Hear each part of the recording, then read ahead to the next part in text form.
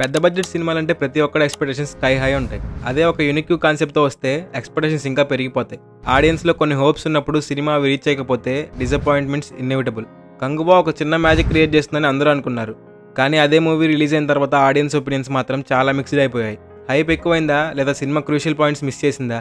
ఈ సినిమాలో జరిగిన మిస్టేక్స్ ఏంటి ఈ వీడియోలో చూద్దాం. స్పాయిలర్ అలర్ట్, కంగువా మూవీ చూస్తేనే ఈ వీడియో చూడండి. వీడియోలోకి వెళ్లే ముందు ఈ వీడియో అయిపోయాక ఈ వీడియో కనుక మీకు నచ్చితే ఛానల్లో ఉన్న కంటెంట్ చెక్ చేయండి. కంటెంట్ నచ్చితే అక్కడ సబ్స్క్రైబ్ అని ఒక రెడ్ కలర్ లో బటన్ ఉంటుంది. దాన్ని అలా చిన్నగా క్లిక్ చేసి దాని పక్కన ఉన్న బెల్ సింబల్ కూడా ఆన్ లో పెట్టుకోండి. ఇలాంటి బోలెడ్ వీడియోస్ మిస్ అవ్వకుండా ఉంటారు. Okay, let's get in to the video. Kanguva మూవీలో ఏం మిస్టేక్స్ జరిగాయని నాకు అనిపించిందో వాటిని 5 పాయింట్స్ గా చెప్తా.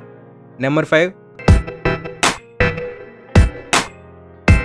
పేసింగ్. అంటే ఒక మూవీలో ఉండే సీన్స్ ఎలా ఫ్లో అవుతున్నాయని చూడడం. ఒక మూవీ పేసింగ్ పర్ఫెక్ట్ గా ఉంటే అది ఎంత కన్ఫ్యూజ్డ్ స్టోరీ అయినా కానీ ఆడియన్స్ కి అర్థమైపోతుంది. అదే పేసింగ్ స్లోగా ఉంటే ఏంట్రా ఇలాగని బోర్ కొట్టేస్తుంది. సపోజ్ ఒక థ్రిల్లర్ మూవీ తీసుకుందాం. పేసింగ్ కరెక్ట్ గా ఉంటే థ్రిల్, యాంగ్జైటీ ఇవన్నీ మనం ఫీల్ అవ్వగలుగుతాం. అదే స్లోగా ఉంటే ఏంటి ఇలాగ అనిపిస్తుంది. అండ్ పేసింగ్ ఫాస్ట్ గా ఉంటే మూవీలో ఏం జరుగుతుందో ఒక్క ముక్క కూడా అర్థం కాదు. అదే జరిగింది కంగువా విషయంలో. మూవీ అంతా కూడా 2x స్పీడ్ లో వెళ్తా ఉంటది. రే ఆపండ్రా వాళ్ళు ఏదో మాట్లాడుకుంటున్నారు విందామంటే అబ్బే ఆగదు. ఫస్ట్ 30 minutes లో అయితే ప్రెసెంట్ లైఫ్ సూర్య అదే ఫ్రాన్సిస్ క్యారెక్టర్ది కొన్ని సీన్స్ ఉంటాయి. అవి చూస్తున్నప్పుడు నాది నా ఫ్రెండ్స్ ది రియాక్షన్ అయితే ఇదే.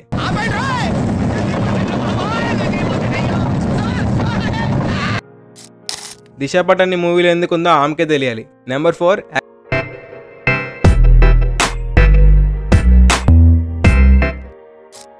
నాకు ఇంకా గుర్తు చిన్నప్పుడు నేను కొన్ని సినిమాల్లో ఫైట్స్ చూసి ఆ మూవీ అయిపోయాక నేనే హీరో ఆ మూవీలో అనుకొని ఆ సినిమాలో హీరో ఎలా అయితే ఫైట్ చేస్తాడో సేమ్ అలానే డిషిమ్ అని ఫైట్ చేసేవాడిని. అంతలా ఇంపాక్ట్ ఉంటాయి కొన్ని యాక్షన్ సీక్వెన్సెస్. ఫర్ ఎగ్జాంపుల్ గా పాత సినిమాల్లో ఫైట్ తీసుకుంటే నవ్వుతారులే కానీ సలార్లో కాటేరమ్మ ఫైట్ తీసుకోండి, ఆర్ దేవరాలో ఇంటర్వెల్ ఫైట్ తీసుకోండి. కాటేరమ్మ ఫైట్ లో అక్కడ దేవ నరుకుతుంటే అది అంతే నువ్వు నరుకు అనే ఫీల్ వస్తుంది. దేవరా ఇంటర్వెల్ ఫైట్ లో కూడా దేవర నరుకుతుంటే ఇట్లా గూజమ్స్ లెగుస్తాయి. ఇలానే కంగువా అనే క్యారెక్టర్ కి చాలా స్కోప్ ఉంది యాక్షన్ కి. ఒక మనిషి బలవంతుడు అంటే తన పరాక్రమాలు బట్టి డిసైడ్ చేయొచ్చు.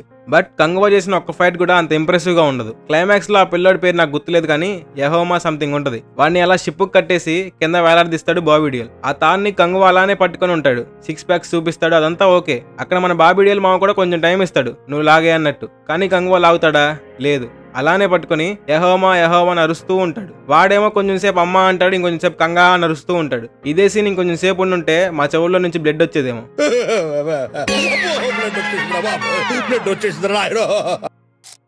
లాస్ట్ కి ఆ పిల్లోడు ఆ తాడు కట్ చేసి సముద్రంలో పడిపోయిన తర్వాత అప్పుడు కంగువా కోపం వచ్చి ఆ తాడుని బాబిడియల్ మెడకి చుట్టేసి కొడతాడు. కంగువా బలవంతుడు, మంచి బాడీ ఉంటది, ఎంతమంది ఎన్నిసార్లు పొడిచినా చావడు. అలాంటి మనిషి చిన్న పిల్లాన్ని అలా ఏదో బరువును పట్టుకొని మోస్తున్నట్టుండి చివరికి వాడు చనిపోయిన తర్వాత బాబిడియల్ ని చంపేస్తాడు. అండ్ ఇదే కాదు, మూవీలో కంగువా చేసే ఒక్క ఫైట్ కూడా అంత ఇంప్రెసివ్ గా ఉండదు. Number 3, emotion. అంటే మూవీలో ఉండే క్యారెక్టర్స్ కి అండ్ స్టోరీకి సంబంధంగా జరిగే భావాలు. ఒక సినిమాలో ఎమోషన్ పర్ఫెక్ట్ గా సెట్ అయితే ఆడియన్స్ ఆ ఎమోషన్ తో కనెక్ట్ అవుతారు. ఆ క్యారెక్టర్స్ ఇంపాక్ట్ ఆడియన్స్ మీద కూడా ఉంటుంది. కానీ ఎమోషన్స్ జెన్యూన్ గా అండ్ రియలిస్టిక్ గా ఉండాలి. బట్ కంగువా విషయంలో మాత్రం మూవీలో చాలా మ్యాటర్ ఉంది, ఎమోషన్ కూడా ఉంది. కానీ మూవీలో ఎవ్రీ టైం బ్యాక్గ్రౌండ్ లో ఎమోషనల్ బీజియం వచ్చిన తర్వాత అర్థమైంది అది ఎమోషనల్ సీన్ అని. నిజంగానే మూవీలో మంచి ఎమోషన్ ఉంది, కానీ దాన్ని డైరెక్టర్ శివ డీల్ చేసిన విధానం అసలు బాలే. మనం ఆ ఎమోషన్ కి కొంచెం కూడా కనెక్ట్ అవ్వం. తన మనుషులకి అన్యాయం చేశారని కంగువా యెహోమా వాళ్ళ నాన్న చంపేస్తాడు. అక్కడ యెహోమా అండ్ వాళ్ళ అమ్మ ఏడుస్తారు.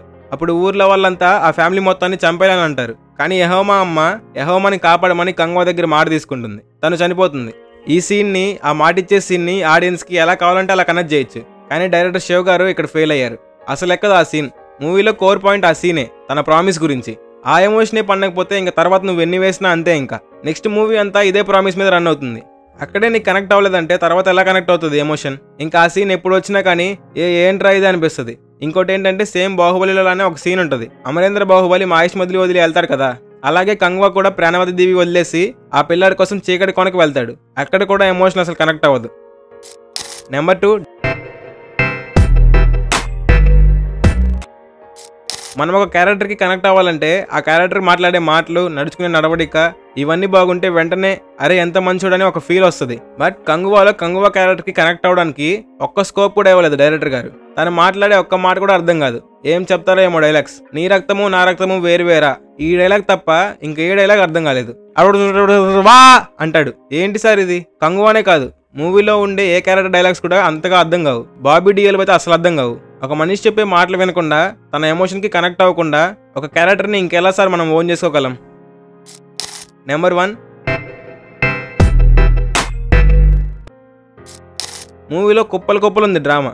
నీట్గా ప్రెజెంట్ చేసి ఉంటే ఒక బ్యూటిఫుల్ డ్రామాగా ఉండేది. బట్ మూవీ మొత్తం 2x లో ఉంటుంది. గోలగా ఏం అర్థం కాదు. క్లాన్స్ ఉన్నాయని చెప్తారు, వాటి ఎక్స్ప్లెనేషన్ అప్పుడు ఒక్క ముక్క కూడా అర్థం కాదు. 2x లో వెళ్ళిపోతుంది.